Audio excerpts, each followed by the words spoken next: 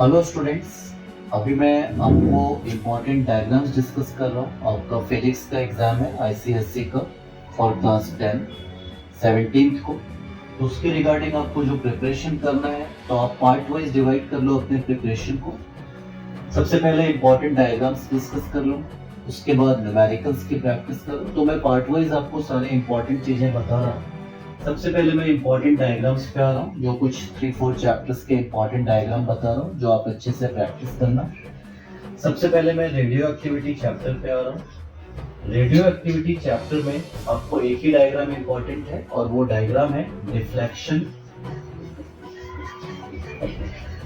Of alpha, beta and gamma radiations का through the magnetic field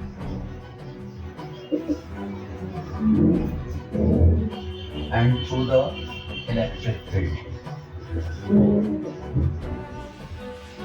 ये diagrams आपको अच्छे से प्रैक्टिस करनी है इस चैप्टर में।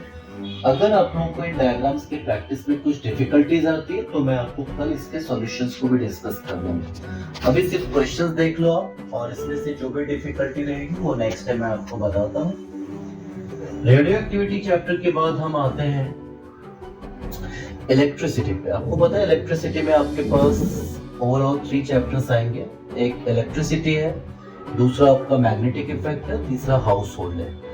तो अगर मैं सबसे पहले हाउस होल्ड पे जाऊं तो हाउस होल्ड में 2 चीजें आपके लिए इंपॉर्टेंट है। एक आपका इंपॉर्टेंट पार्ट है प्लग, जिसमें आप जानते हैं कि प्लग में आपको इस टाइप के डायग्राम रहेंगे और आपको इसमें आइडेंटिफाई करना पड़ेगा लाइव वायर, न्यूट्रल वायर और अर्थ वायर के रिगार्डिंग। आप सभी को पता है कि टॉप वाला आपका अर्थ वायर है, और ऑलवेज रिमेंबर जो आपके राइट हैंड साइड को आ रहा है वो हमेशा आपका लाइव वायर है, और जो आपके लेफ्ट हैंड साइड को आ रहा है वो आपका न्यूट्रल वायर है। ऑलवेज रिमेंबर, कभी कभी ये डायग्राम हमको 3D शेप में आ जाता है, और 3D शेप में जब डायग्राम आता है तो उसमें भी आपको कुछ इस तरीके से पिन्स बने हुए होते हैं। ऑलवेज रिमेंबर, जो आपका राइट हैंड है वो आपका लाइव है, जो आपके लेफ्ट हैंड पे है वो आपका न्यूट्रल वायर है, और जो ऊपर है वो आपका अर्थ वायर है। ये डायग्राम बहुत ही इंपॉर्टेंट है, इससे क्वेश्चंस आपके आने के चांसेस हैं। दूसरा डायग्राम हाउस होल्ड में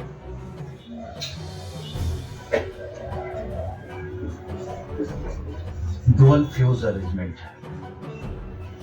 तो ये डुअल फ्यूज अरेंजमेंट आपको देखना है। अगर आपको इसके सॉल्यूशन में प्रॉब्लम होगी तो मैं कल आपको इसके सॉल्यूशंस को डिस्कस करूंगा।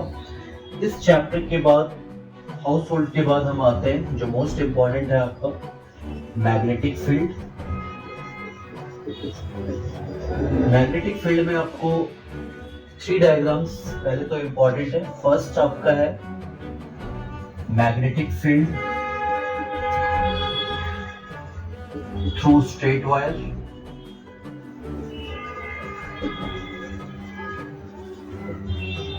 दूसरा इंपॉर्टेंट है आपका magnetic field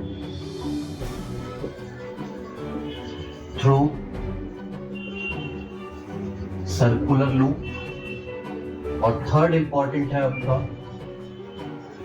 magnetic field through solenoid.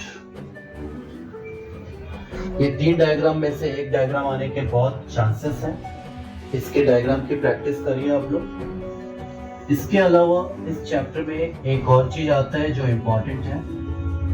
Diagrams तो नहीं आएंगे बट आपको मोटर और जनरेटर,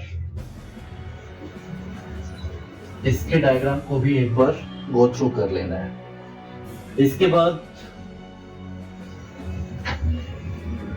आते हैं हम इलेक्ट्रिसिटी पे।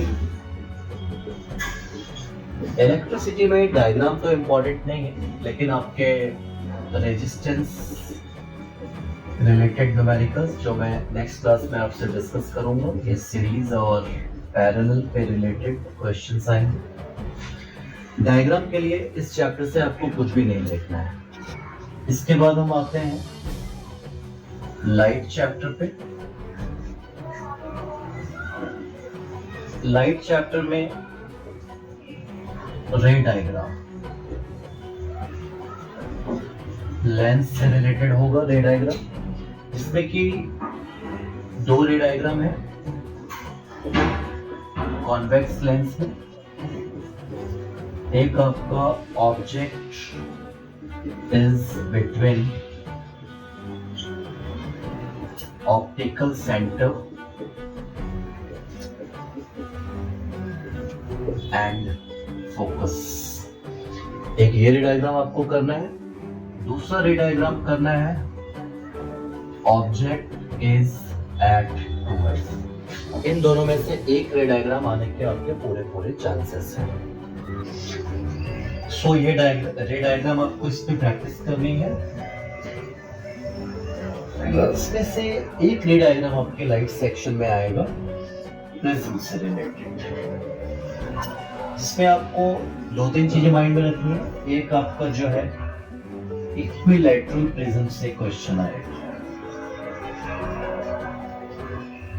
जिसमें कि सारे एंगल आपके 60 होंगे। आपके पास एक रे गिवन होगा और बाकी के रे आपको कंप्लीट करने पड़ेंगे। जैसे मैंने आपको बताया, आप प्रैक्टिस करो।